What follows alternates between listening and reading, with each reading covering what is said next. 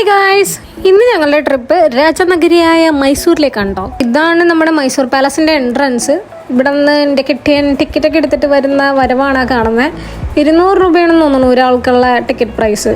200 100 അറിയില്ല. അങ്ങനെ നമുക്ക് മൈസൂർ പാലസിൻ്റെ ഉള്ളിലേക്ക് പോകാം ഗൈസ്. നമ്മൾ ഉള്ളിലേക്ക് നടന്ന് ചെല്ലുമ്പോൾ തന്നെ അവിടെ ഫുള്ള് ചെക്കിങ് ഉണ്ട്. നമ്മുടെ ബോഡി ചെക്കിങ് ഉണ്ടാകും, പിന്നെ നമ്മുടെ കയ്യിൽ ബാഗുകൾ കാര്യങ്ങളൊക്കെ ഉണ്ടെങ്കിൽ അതൊക്കെ ചെക്ക് ചെയ്യും അവർ. അപ്പം ചെക്കിങ് എല്ലാം കഴിയുമ്പോഴത്തേക്കും പിന്നെയാണ് ഗൈസ് നമ്മൾ അതിമനോഹരമായ കൊട്ടാരം കാണുന്നത്. എനിക്ക് ഈ കൊട്ടാരം ആദ്യം കണ്ടപ്പോൾ തന്നെ ഡിസ്നിലാൻഡ് പോലെയാണ് കേട്ടോ തോന്നിയത്. ഡിസ്നിലാൻഡ് ഞാൻ കണ്ടിട്ടില്ലെങ്കിലും നമ്മൾ ടി വിയിലൊക്കെ കണ്ടിട്ടുണ്ടാവുമല്ലോ ഡിസ്നിലാൻഡ്.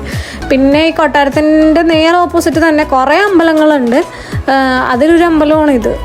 അത് നമ്മൾ കയറി ചെല്ലുമ്പോൾ തന്നെ റൈറ്റ് സൈഡ് ഉള്ളതാണ് ഈ അമ്പലം. പണ്ട് സ്കൂളിൽ നിന്നൊക്കെ എല്ലാവരും മൈസൂർ പാലസിൽ ടൂർ പോകുമ്പോഴത്തേക്ക് എനിക്ക് ഭയങ്കര ആഗ്രഹമായിരുന്നു ഇങ്ങനെ സ്കൂളിൽ നിന്ന് ടൂർ പോകാൻ വേണ്ടിയിട്ട്. പക്ഷേ എൻ്റെ വീട്ടിൽ നിന്ന് വിടില്ല ഗൈസ്. അപ്പം വീട്ടിൽ നിന്ന് മമ്മിയൊക്കെ പറയണത് എന്താണെന്ന് വെച്ചിട്ടുണ്ടെങ്കിൽ കല്യാണം കഴിയുമ്പോഴത്തേക്ക് നീ കെട്ടിയതിൻ്റെ കൂടെ എവിടെ വേണമെങ്കിലും പൊക്കോന്നാണ്.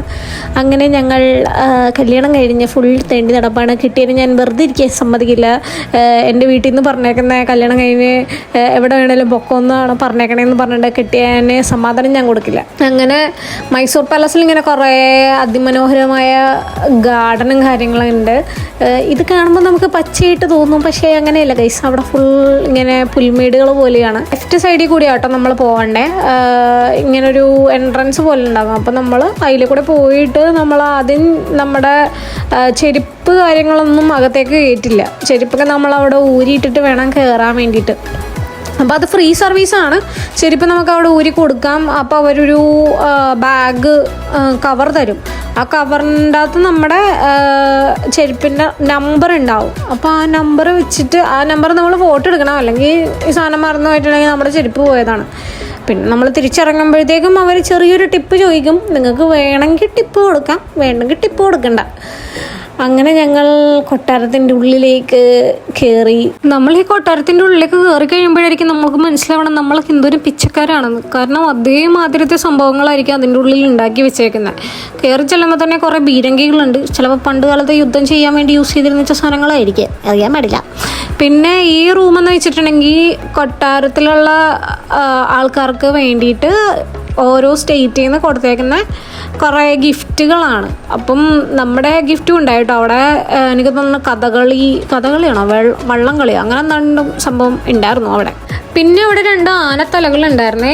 2 ഇങ്ങനെ അഡ്ജസ്റ്റൻ്റ് ആയിട്ടുള്ള മതലുകൾ വെച്ചിട്ടാണ് 2 തലകളുള്ളത്. ഇതിനൊരു കഥയുണ്ട് കേട്ടോ. പണ്ട് ആ നാട്ടിലേക്ക് കാട്ടിൽ നിന്ന് 2 കാട്ടാനകൾ ഇറങ്ങി ആ നാട്ടിലുള്ള ഫുള്ള് സാധനങ്ങൾ നശിപ്പിക്കുകയും പിന്നെ അവിടുത്തെ ആൾക്കാർക്ക് ഭീഷണിയാകുകയും ചെയ്തപ്പോഴത്തേക്കും വന്ന് രാജാവിന് കംപ്ലൈൻറ്റ് കൊടുത്തിട്ട് രാജാവ് വന്ന് വേട്ടയാടി 2 തലകൾ വെട്ടിവെച്ചെന്നാണ് ഞാൻ കേട്ട കഥ. ഇത് സത്യമാണല്ലോ എന്ന് എനിക്കറിയാൻ പാടില്ല കേട്ടോ. ഇതാണ് കേട്ടോ അവിടുത്തെ ദർബാർ ഹോള്. ഈ ഒരു രക്ഷയില്ല. കുറേ ഷാൻഡിലിയേഴ്സും പിന്നെ അതേമാതിരി ഫ്ലോറിങ്ങും എല്ലാം കൊണ്ടും അടിപൊളിയാണ് ഇത് കാണാൻ വേണ്ടിയിട്ട്.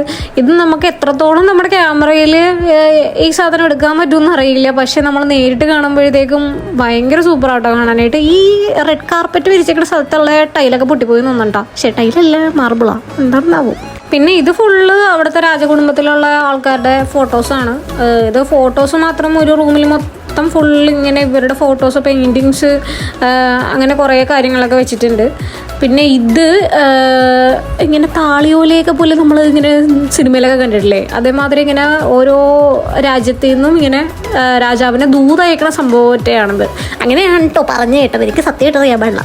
പിന്നെ ഇതെന്താണ് സംഭവം എന്ന് എനിക്ക് മനസ്സിലായില്ലേ. ഇതിൻ്റെ ത്തേക്ക് നമുക്ക് ആക്സസ് ഇല്ല. നമുക്ക് ഇങ്ങനെ ഈ ജനലയുടെ അവിടെ നിന്ന് ഇങ്ങനെ ഫുള്ള് നമുക്ക് വീഡിയോസ് എടുക്കാം, ഫോട്ടോസ് എടുക്കാം. പക്ഷേ അതിൻ്റെ ഉള്ളിലേക്ക് നമുക്ക് ഇറങ്ങാൻ പറ്റത്തില്ല.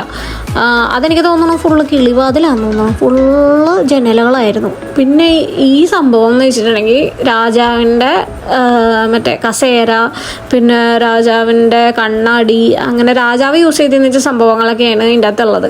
അത് ഫുള്ള് എന്തോ ഐവറിയിൽ എന്താണ്ട് ഉണ്ടാക്കിയേക്കുന്നത്.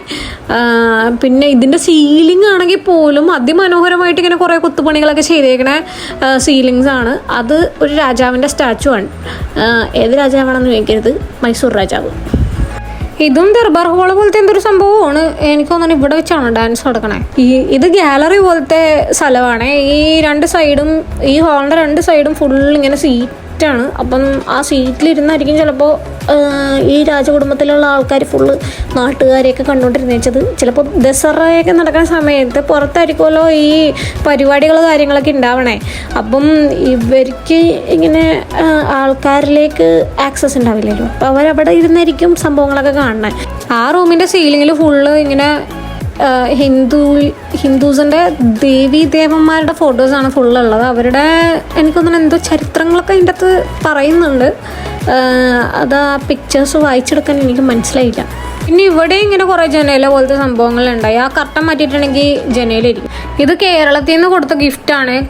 കുറേ നെറ്റിപ്പട്ടവും അങ്ങനെ പഞ്ചാബരും ആ സാധനമൊക്കെ. പിന്നെ നിങ്ങൾ മൈസൂർ പോവുകയാണെങ്കിൽ ഞായറാഴ്ച ഒളിച്ചു പോകണം. എന്നാൽ മാത്രമേ നമുക്ക് ഈ ലൈറ്റ് ഷോ കാര്യങ്ങളൊക്കെ കാണാൻ പറ്റുള്ളൂ.